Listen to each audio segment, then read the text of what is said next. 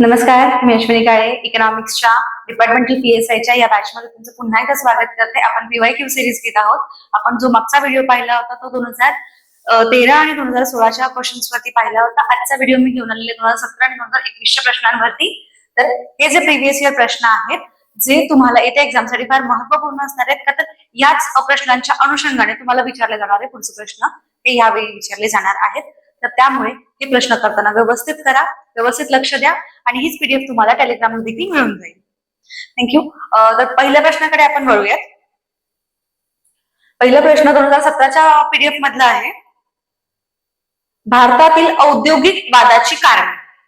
आता औद्योगिक वाद, जसं की आपण काल काही प्रश्न पाहिले होते, त्याच्यामध्ये पण औद्योगिक वादावरती काही प्रश्न विचारलेले. याच्यावरून काय आहे की औद्योगिक विकास किंवा औद्योगिकीकरण, जागतिकीकरण यावरती जास्त भर दिलेला आहे. त्यामुळे हा जो टॉपिक आहे हा चांगल्या रीतीने करणं फार आवश्यक आहे. पर्याय एक आहे वेतनवाढ, दुसरा बोनसची मागणी, तिसरा कामाचे तास, रजा व सुट्ट्या आणि वरीलपैकी सर्व. तर आता प्रश्नामध्ये काय दिलेलं आहे, औद्योगिक वादाची कारणे म्हणजे औद्योगिक वाद कशामुळे होतात. तर पहिलं आपण वेतनवाढ, जसं की कामगारांना वेतन कमी असते यामुळे त्यांचा वाद चालू असतो, त्यामुळे हा एक पर्याय योग्य दर्शवतो आपल्याला. त्यानंतर पुढचं आहे बोनसची मागणी, जसं की दिवाळी आली, नवीन वर्ष आलं तर प्रत्येकांना बोनस हवा असतो आणि त्यामुळे त्यांची ती बोनसची मागणी वाढलेली असते. त्यानंतर पुढे कामाचे तास, रजा आणि सुट्ट्या. कामाचे तास कधी कधी वाढवले जातात वर्कलोड जास्त असल्यावर, कधी सुट्ट्या देणं नाकारलं जातं.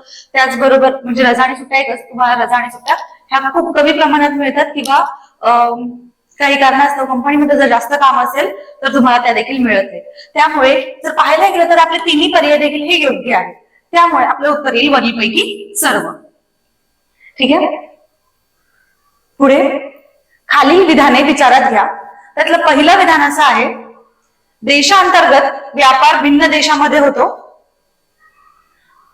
दुसरा, आंतरराष्ट्रीय व्यापाराच्या मूलभूत प्रक्रिया आयात आणि निर्यात आहेत.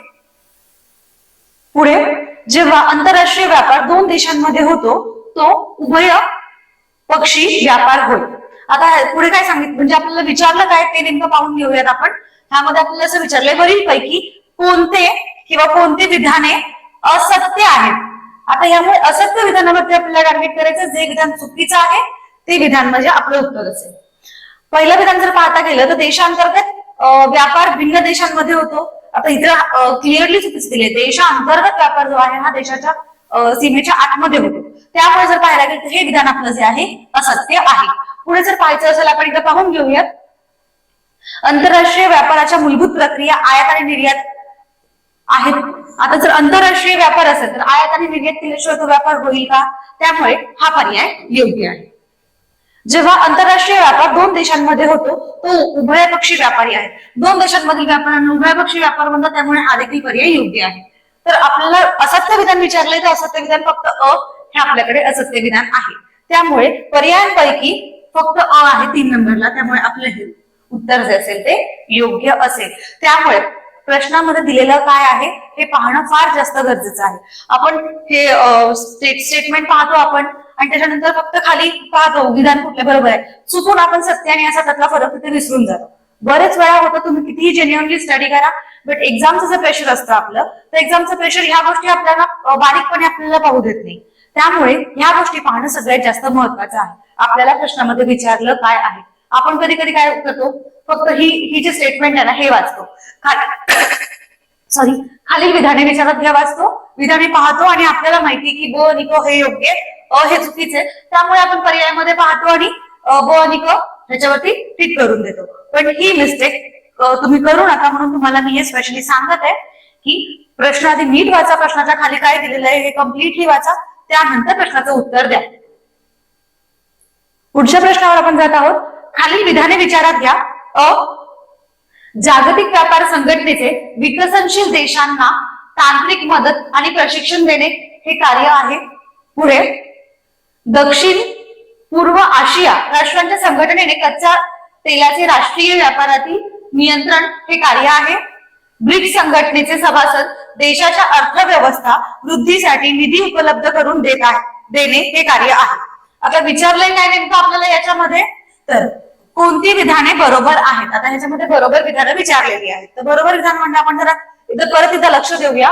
जागतिक व्यापार संघटनेचे विकसनशील देशांना तांत्रिक मदत आणि प्रशिक्षण देणे हे कार्य आहे. बरोबर आहे. जे विकसनशील देश आहेत तर त्यांना जागतिक व्यापार संघटना जी आहे त्याला तांत्रिक प्रशिक्षण आणि तांत्रिक मदत देते, हे कार्य ते करत असते. त्यामुळे हा पर्याय जो आहे हा योग्य आहे. पुढे दक्षिण पूर्व आशिया राष्ट्रांच्या संघटनेचे कच्च्या तेलाचे आंतरराष्ट्रीय व्यापार नियंत्रण केले आहे. फक्त याच्यामध्ये असं विचारलंय दक्षिण पूर्व आशिया, त्यामुळे पर्टिक्युलरली असं काही नाही. पूर्ण एक संघटना आहे जी पूर्ण काम करते, त्यामुळे हा पर्याय इथे इनव्हॅलिड आहे, त्यामुळे चुकीचा आहे. पुढे आपण पाहूया. ब्रिक्स संघटनेचे सभासद देशांच्या अर्थव्यवस्था वृद्धीसाठी निधी उपलब्ध करून देणे हे कार्य करते. आता जर आपण पाहिलं ब्रिक्स काय करतं तर निधी उपलब्ध करून देण्याचं कार्य करतं. कशा संदर्भातल्या अर्थव्यवस्थेच्या वृद्धीमध्ये. त्यामुळे हा पर्याय देखील योग्य आहे. तर आपल्याला पर्याय अ आणि पर्याय क ज्या पर्यायामध्ये असेल ते आपलं उत्तर असेल. तर अ आणि क आपल्याला फर्स्ट क्लास मिळालेलं, त्यामुळे हे आपलं उत्तर योग्य आहे. याचबरोबर कधी कधी बऱ्याच वेळा म्हणजे असं होतं की हा थर्ड आपण ब्रिक्स मध्ये आपण बऱ्याचदा कन्फ्युज होतो किंवा कधी कधी काहीतरी पॉइंट्स असतात ते कन्फ्युजन क्रिएट करतात. पण जर तुम्ही या पहिल्या दोन वरती शुअर असाल की बाबा ए आहे हा करेक्ट आहे आणि बी जो आहे हा इनकरेक्ट आहे, चुकीचा आहे, तर आपण पर्यायातून एक अनालिसिस मेथड वापरू शकतो. जर पाहायला गेलं आपण शुअर आहोत अ हे करेक्ट आहे आणि ब हे इनकरेक्ट आहे, तर याच्यामध्ये जर पाहिलं तर अ आपल्याला दिलेला आहे, हा एक उत्तर आपल्याला आपण यूज करू शकतो. पुढे जर पाहिलं आपण अ आणि ब हा पर्याय इथेच इनव्हॅलिड होतोय. पुढे पाहायला गेलो आपण ब आणि क, तर ब हा असतानाच विधान काय आहे, चुकीचं आहे, त्यामुळे हा देखील पर्याय इथे इनव्हॅलिड होतोय. आणि वरीलपैकी सर्व हा देखील पर्याय इथं इनव्हॅलिड होतोय.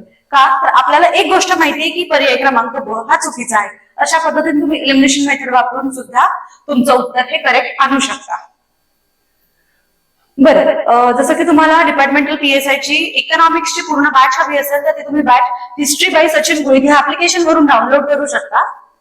फक्त 99 रुपीज प्राइस आहे. त्याचे तुमचे 10+ प्रश्न आपण याच्यामध्ये कव्हर करून घेतले आहेत. जितके घटक तुम्हाला महत्वाचे आहेत, जे घटक मी सांगते की हे महत्वाचे आहेत, तर ते सगळे घटक तुमचे ह्या बॅच मध्ये कव्हर करून घेतलेले आहेत.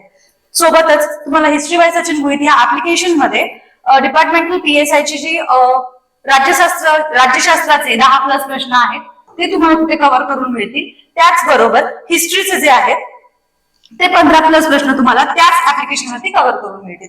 अशा तिन्ही बॅच तुम्हाला तिथे अवेलेबल आहेत. कमी टाइम आहे तर कमी टाइममध्ये 4 ते 5 तास, म्हणजे टोटल तुम्ही जर टाइम काउंट केला तर अराउंड ही बॅच तुमची 4 ते 5 तास. ती सरांची जी बॅच आहे ती देखील 4 ते 5 तासांची आहे. म्हणजे ऑन एन एव्हरेज आपण 9 तासात 9 हॉरचा टाइम काउंट करूया. त्याचबरोबर सरांची सुद्धा जी बॅच आहे ती अराउंड 4-5 तासांची आहे. म्हणजे टोटली तुम्हाला 14 हॉर्स मध्ये तुमचा सगळा सिलेबस हा कव्हर होईल. हेच व्हिडिओ जर तुम्ही 2 वेळा पाहायचे असेल तर तुम्ही पाहू शकता. त्याचबरोबर तुमचे जे हातातले 35 मार्क्स आहेत तुमचे 35 मार्क्स, तर तुम्हाला ते एकाच ऍप्लिकेशन वरती कव्हर करून मिळेल. तर त्यामुळे तुम्ही ऍप्लिकेशन वरती व्हिजिट करू शकता. थँक्यू. आपण नेक्स्ट क्वेश्चन कडे वळूया. आपल्या देशात बँकांची बँक म्हणून ओळखली जाते. आता आपल्या देशात बँकांची बँक कोणाला म्हणते बरं, हे प्रत्येकालाच माहिती आहे. त्यामुळे ह्या प्रश्नाचं उत्तर मी म्हणजे मला तर वाटत नाही की मी सांगितलं पाहिजे, तरी देखील एकदा पर्याय पाहूयात आपण. रिझर्व्ह बँक ऑफ इंडिया, व्यापारी bank, state bank of India, वरील पैकी कोणतीही नाही. तर ऑफकोर्स जी आपल्या देशातली जी बँक आहे तर ती रिझर्व्ह बँक ऑफ इंडिया हे आपलं उत्तर आहे. आणि त्यांनी खाली पुन्हा पर्याय दिलेले आहेत, तर फक्त अ हे आपलं उत्तर याच्यामध्ये आहे. पुढच्या प्रश्नाकडे वळूयात आपण. एक मिनिट.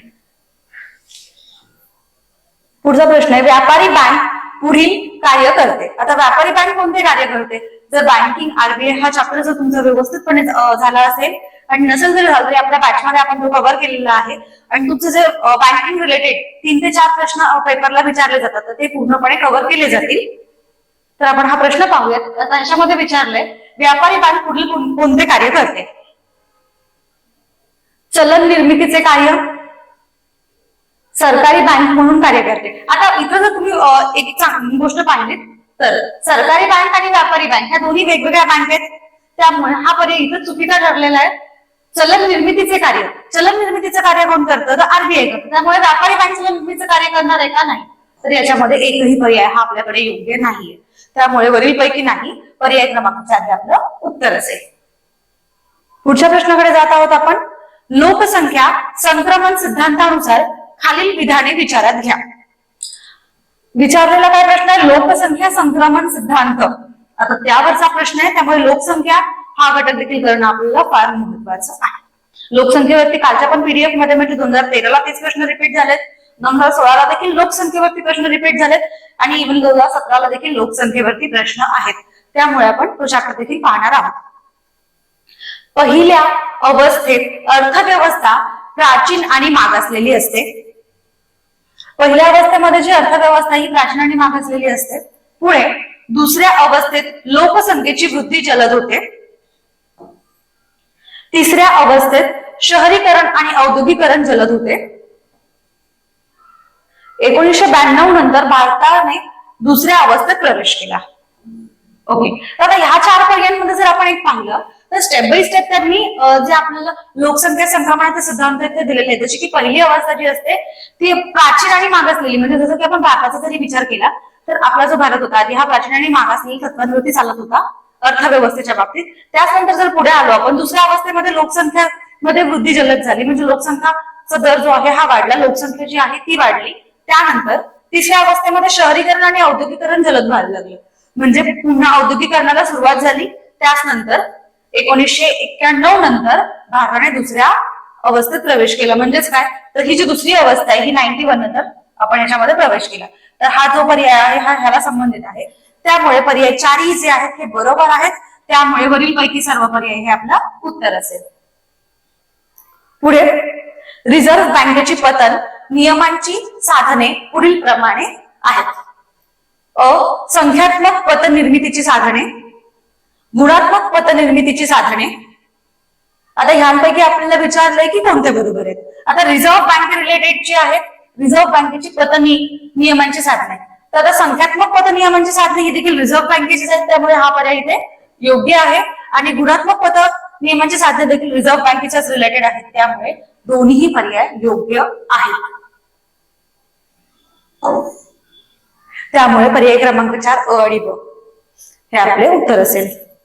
बरं, महत्वाची गोष्ट की तुम्हाला मी काल पण सांगितलं होतं आणि आता पण मी ते रिपीट करते. जसं की आता तुम्ही प्रिव्हियस इयर क्वेश्चन पेपरची टेस्ट सिरीज तर पाहता, तुम्हाला तुम्ही हिस्ट्री आणि पॉलिटिक्सची देखील ही टेस्ट सिरीज पाहिली असेल. पाहिली नसेल तर तुम्हाला डिस्क्रिप्शन मध्ये लिंक मध्ये मिळून जाईल. तर त्या देखील टेस्ट सिरीज तुम्ही एकदा पाहून घ्या. आणि जेव्हा तुम्ही या टेस्ट सिरीज पाहता म्हणजे अराउंड 35+ मार्क्स तुमचे ह्या टेस्ट सिरीज थ्रू कव्हर होत आहेत. त्याचनंतर जेव्हा तुम्हाला वेळ मिळतोय तर त्यावेळी नक्की प्रिव्हियस इयर क्वेश्चन पेपर तुम्ही एकदा सॉल्व्ह करून पहा, जेणेकरून तुम्हाला हे व्हिडिओ कितपत समजलेले आहेत हे तुम्हाला लक्षात येईल, जेणेकरून तुम्हाला पुढचा स्टडी करायला फार सोपं जाईल. पुढचा प्रश्न, 2011च्या आकडेवारीवरून लोकसंख्येची घनता असलेले केंद्रशासित प्रदेश यांच्या जोड्या लावा. आता पुन्हा प्रश्न आलाय लोकसंख्येवरती. तर लोकसंख्या चॅप्टरला जास्त महत्व दिलेलं आहे.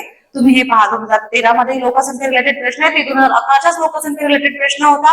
2016 मध्ये 2011च्या लोकसंख्येचा प्रश्न पुन्हा आला आणि आता देखील 2011 रिलेटेडचा प्रश्न पुन्हा आलेला आहे. त्यामुळे ह्या गोष्टी करणं आपल्याला फार जास्त महत्वाचं आहे. आता केंद्रशासित प्रदेश आणि त्यांची घनता दिलेली आहे. बरेच वेळा या क्वेश्चन्स मध्ये कन्फ्युजन प्रत्येकांना म्हणजे आढळतं की नेमकं याचा आन्सर कसं फाइंड आउट करायचं. ठीक आहे, आपण आधी एक्झाम दिलेल्या असतात, आपल्याला माहिती असतं, तरी देखील आपण कुठेतरी सिली मिस्टेक करतो आणि आपल्या हातातला हा मार्क घालवतो. तर इथे जेव्हा तुम्ही आन्सर फाइंड आउट करताय तर त्यावेळी काळजीपूर्वक आन्सर फाइंड आउट करा. तुम्ही पॉइंट्स पहा, देन त्यानंतर तुम्ही उत्तराकडे या. ठीक आहे, जसं की स्कूलमध्ये आपण जोड्या लावायचो त्याच पद्धतीने आपल्याला इथे देखील तेच करायचं, फक्त तुम्हाला नंबर्स करेक्ट सिलेक्ट करायचं. दिल्ली, एनसीटी, सेकंड चंडीगड, पॉंडिचेरी, दमन आणि दीव. आता जर विचार केला आपण तर दिल्ली एनसीटी बद्दल विचारलेलं आहे, तर इकडची घनता नक्कीच सगळ्यात जास्त असेल. तर त्यामुळे पर्यायामध्ये जर आपण गेलो तर पर्याय क्रमांक 3 हा रिलेटेड टू द अ आहे. ठीक आहे, त्यानंतर सेकंडरी आपण काय म्हणू शकतो बरं? पॉंडिचेरी म्हणू शकतो. तर दिल्ली आणि चंडीगड हे नियर बायचे प्लेसेस आहेत आणि तिथे लोकसंख्येची घनता देखील जास्त आहे. त्यामुळे चंडीगड हा जो सेकंड ऑप्शन येणार आहे तर तो 11 नंतर कोणती संख्या येते बा, म्हणजे जेव्हा तुम्हाला स्टडी नसेल, तुम्हाला एक्झॅक्टली नंबर माहित नसतील तर आन्सर कसं फाइंड आउट करायचं मी तुम्हाला हे सांगते. 11,000 नंतर 9,000, त्यामुळे ब सेकंडला ब येईल. ठीक आहे, आता सगळ्यात मोठं कन्फ्युजन आपल्याला इथे मिळू शकतं पॉंडिचेरी आणि दीव दमण. कधी कधी नंबर्स लक्षात राहत नाहीत किंवा तुम्हाला सर्व्हिस पण आहे, ड्युटी पण करायची, त्याचबरोबर तुम्हाला स्टडी पण करायचं, तर त्यावेळी तुम्हाला खूप कमी टाइम मिळतो स्टडीसाठी. सो त्यामुळे तुम्ही बऱ्याच वेळा अनालिसिस मेथड ही वापरू शकता. तर ती कशा पद्धतीने वापरायची ते तुम्हाला मी मागच्या पण व्हिडिओमध्ये सांगितलं, तुम्हाला आता पण मी सांगत आहे.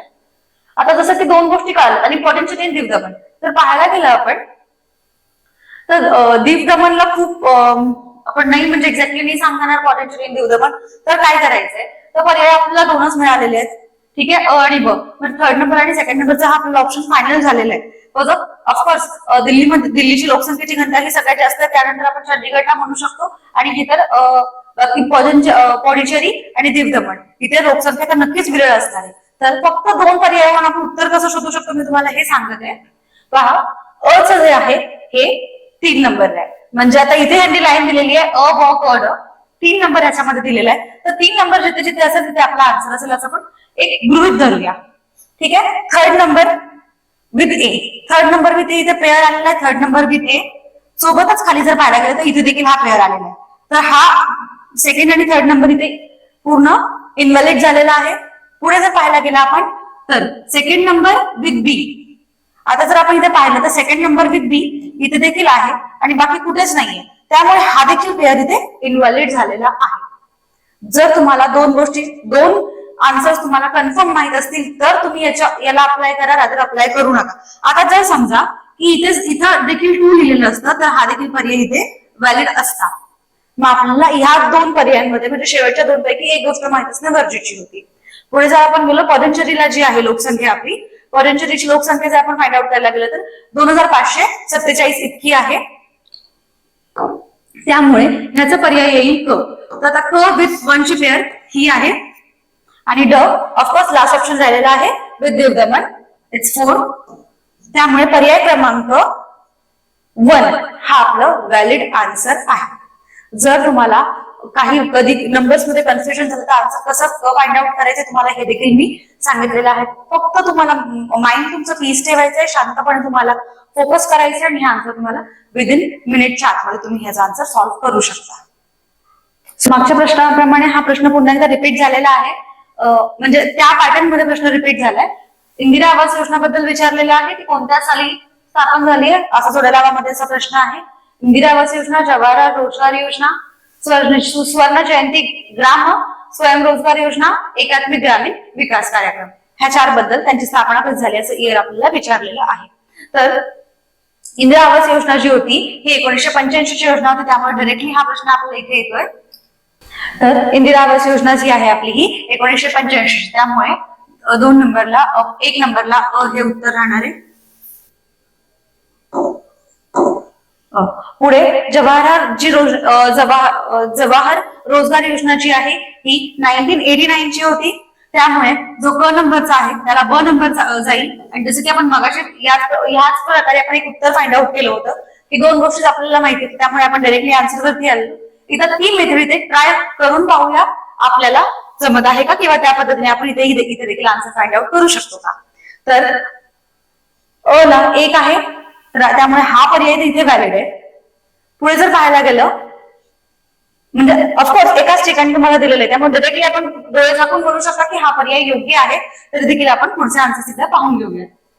ब 4 नंबर आहे, तुम्हाला इथे खाली 1 नंबरला काही दिसलं नाही, त्यामुळे आपण डायरेक्टली ते आन्सर फाइंड आउट केलेलं आहे.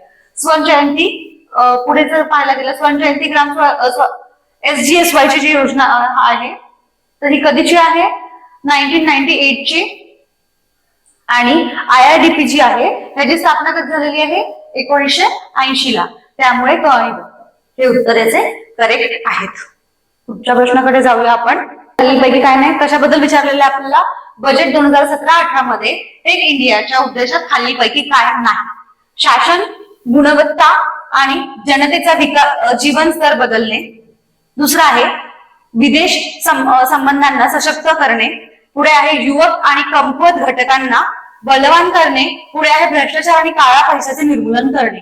आता बजेट रिलेटेड जर आपण याच्यामध्ये पाहायला गेलं तर इथे विदेश संबंधांना सशक्त करणे हा पर्याय डायरेक्टली इनव्हॅलिड होतो का, तर इथे असं काही लॉजिकच नाहीये. त्यामुळे आपला पर्याय क्रमांक 2 हा चुकीचा असल्यामुळे न गटात म्हणजे आपल्याला विचारलंय खालीलपैकी काय नाही, तर पर्याय क्रमांक 2 हे आपलं इथे उत्तर असेल. का तर बजेट 2017-18 मध्ये टेक इंडियाची मध्ये जी उद्दिष्ट होती तर त्यामध्ये काय होतं, शासन गुणवत्ता आणि जीवनस्तराबद्दलचा विचार केला होता. त्या बदलण्याबद्दल त्यांनी काही उपक्रम राबवले होते. युवक आणि कमकुवतांना घटकांना बलवान करण्याचं काम त्यांनी केलं होतं. त्याचबरोबर भ्रष्टाचार आणि काळा पैशाचे निर्मूलन हे 3 घटक जे होते हे त्यांचे मेन टार्गेट होते. आणि टार्गेट नसलेला पॉईंट कोणता होता, त्याचा उद्दिष्ट नसलेला पॉईंट होता ते म्हणजे विदेश संबंधांना सशक्त करणे. त्यामुळे आपला पर्याय आहे 2. पुढचा प्रश्न, प्रधानमंत्री सुकन्या समृद्धी योजनेत कोणत्या बाबतींचा समावेश नाही. पुन्हा असा प्रश्न विचारलाय समावेश नसलेल्या गोष्टींचा. आपण प्रश्न वाचतो इथे स्टार्टिंगला वाचतो सुकन्या योजनेबद्दल विचारलेला आहे आणि योग्य पर्याय टिक करून आपण पुढे निघून जातो. परंतु प्रश्न नीट वाचणं फार जास्त गरजेचं आहे, ते विचारलेलं आहे नाही. आता वाचूया, मुलीच्या नावाने बचत खाते उघडणे हा पर्याय याच्यामध्ये आहे. पुढे वयाची 18 वर्ष पूर्ण होईपर्यंत 50% रक्कम लग्न व शिक्षणासाठी काढता येते हा पर्याय देखील सुकन्या योजनेमधलाच आहे. पुढे ठेवी 14 वर्षे ठेवल्या जाऊ शकतात हा देखील पर्याय ह्यातला योग्य आहे. पुढे पाहूया, किमान ठेव ₹100 आहे असं काही नाहीये. त्यामुळे पर्याय क्रमांक 4 हा सुकन्या योजनेमध्ये नसल्यामुळे आपल्याला विचारलेला नाही, तर आपला आन्सर असणार आहे पर्याय क्रमांक 4. पुढे 2011च्या जनगणनेनुसार महाराष्ट्रातील खालील जिल्हे लोकसंख्या घनतेच्या उतरत्या क्रमाने लावा. आता पुन्हा आपल्याला लोकसंख्येवरती प्रश्न आहे, त्यामुळे तुम्ही विचार करा लोकसंख्या हा चॅप्टर तुम्हाला किती जास्त महत्वाचा आहे. लोकसंख्या या चॅप्टरवरती कमीत कमी 3 ते 4 प्रश्न तुम्हाला एकाच पेपरमध्ये विचारले जात आहेत आणि हे रिपीट दरवेळी होत आहे. त्यामुळे लोकसंख्या चॅप्टर करताना तुम्हाला फार लक्ष देऊन करायचं आहे. पुढे आपल्याला विचारले उतरत्या क्रमाने लावायचे मुंबई शहर, ठाणे, मुंबई उपनगर, पुणे. आता ह्याच्यामध्ये आपल्याला काय विचारलेलं आहे मी उतरत्या क्रमाने म्हणजेच काय, तर ज्याच्यामध्ये कमी असणार आहे तो पाठी असणार आहे की पुढे असणार आहे कमेंट करून सांगा. ठीक आहे, पुन्हा आहे मुंबई उपनगर, मुंबई शहर, पुणे, ठाणे, पुन्हा मुंबई उपनगर, मुंबई शहर, पुणे आणि ठाणे. आता आपल्याला उतरता क्रम आहे त्यामुळे क्रम हा असा लागेल. ठीक आहे, मग ह्याच्यामध्ये पर्याय कोणता करेक्ट येणार आहे, मुंबई उपनगर, मग येणार आहे मुंबई शहर, मग येणार आहे ठाणे आणि मग येणार आहे पुणे. त्यामुळे पर्याय क्रमांक 3 हे आपलं योग्य उत्तर आहे. पुढचा प्रश्न,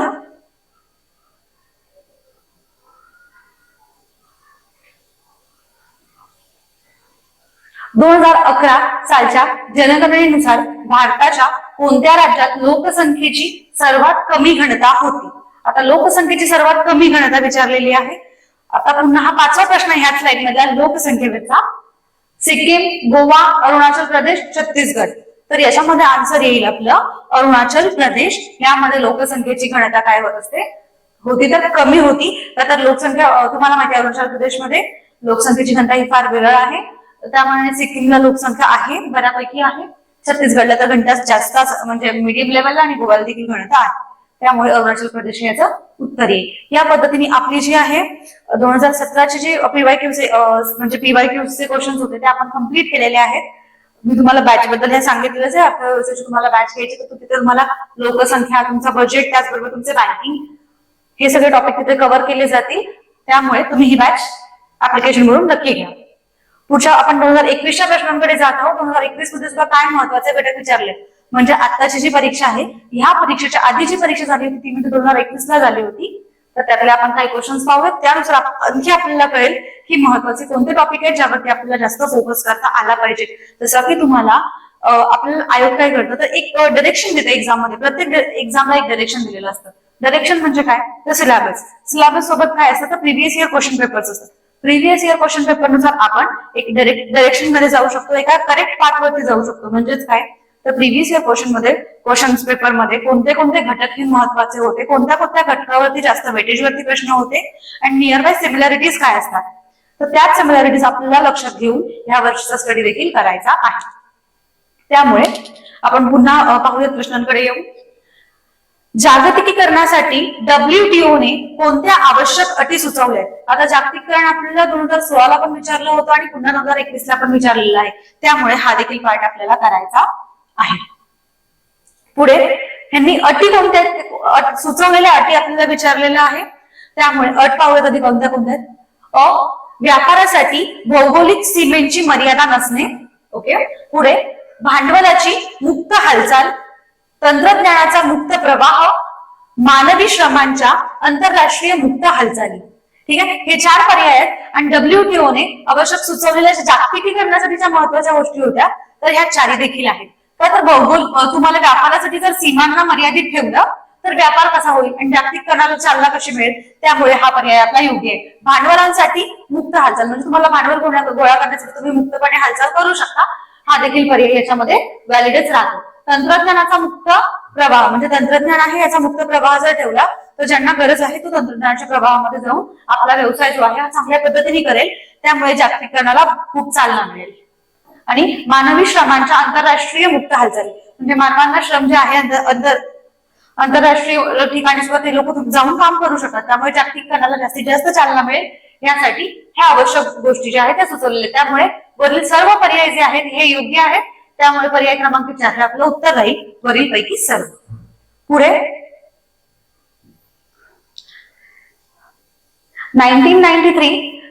1994च्या अर्थसंकल्पात आयात शुल्काचा दर 110% टिंबटिंब टक्क्यांपर्यंत कमी करण्यात आला. आता यामध्ये पुन्हा आपल्याला रिलेटेड टू द प्रश्न विचारलेला आहे. आयात शुल्कावरती अर्थसंकल्पाबद्दलचा प्रश्न विचारलाय. आता अर्थसंकल्पामधून 110%वरून किती टक्क्यात कमी करण्यात आला होता असं विचारलेलं आहे, तर 85% कमी केला होता. ओके. पुढच्या प्रश्नाकडे आपण जात आहोत.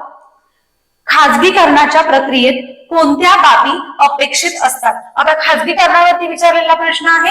हा प्रश्न देखील 2016 मध्ये रिपीट झाले, 2016 नंतर रिपीट झालेला आहे. प्रश्न रिपीट म्हणजेच काय, तर त्या टॉपिक वरती त्या रिलेटेड प्रश्न आपल्याला पुन्हा विचारलेला आहे. ठीक आहे.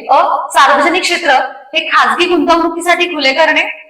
पुढे मुक्त व्यापार धोरण. पुढे विशेष आर्थिक क्षेत्र. त्यानंतर सरकारी उद्योगांची मालकी खाजगी क्षेत्राकडे हस्तांतरित करणे. आता जर पाहायला गेलं आपण याच्यामध्ये तर खाजगीकरणासाठी जर आपण विचार केला तर सध्या हा पर्याय आपल्याला योग्य वाटतोय का? सरकारी उद्योगांची मालकी खाजगी क्षेत्राकडे हस्तांतरित करणे. हो, खाजगीकरणाबद्दल आपल्याला प्रश्न विचारलेला आहे, त्यामुळे हा पर्याय योग्य आहे. सार्वजनिक क्षेत्र हे खाजगी गुंतवणुकीसाठी जर खुले केले तर खाजगीकरण मोठ्या प्रमाणामध्ये वाढेल, त्यामुळे देखील पर्याय योग्य आहे. मुक्त व्यापार धोरण हा खाजगीकरणाचा एक भाग घेऊ शकतो. विशेष आर्थिक क्षेत्र हा ह्याच्यामध्ये खाजगीकरणामध्ये येणार नाही. मुक्त व्यापार धोरण देखील खाजगीकरणामध्ये येणार नाही, त्यामुळे आणि ड हे 2 पर्याय कशामध्ये आहेत तर आणि ड पर्याय क्रमांक 1 मध्ये उपलब्ध आहे, त्यामुळे आपला आन्सर असेल पर्याय क्रमांक 1. पुढचा प्रश्न 64. भारताचा जून 1991 मधील परकीय चलन साठा टिंबटिंब होता. पुन्हा प्रश्न रिलेटेड टू द चलन आहे, पाहूया. 1991 मधला आपल्याला भारतातील जूनचा चलन साठा विचारलेला, तर डायरेक्टली याचा आन्सर नॉर्मल तर सगळ्यांनाच माहिती आहे, तरीही 1.1 अब्ज डॉलर हे याचं उत्तर आहे. पुढच्या प्रश्नाकडे आपण जाऊया. निवडक शेतकी वस्तूंची खरेदी, वितरण, निर्यात आणि आयात टिंबटिंब करते. आपल्याला विचारले शेतकी वस्तूंची जी खरेदी, विक्री, निर्यात, आयात बद्दलचा प्रश्न आहे आणि ते कोण करता विचारलेलं आहे, तर नाफेड जे आहे ते या वस्तूंची आयात, निर्यात आणि वितरण करत असतात.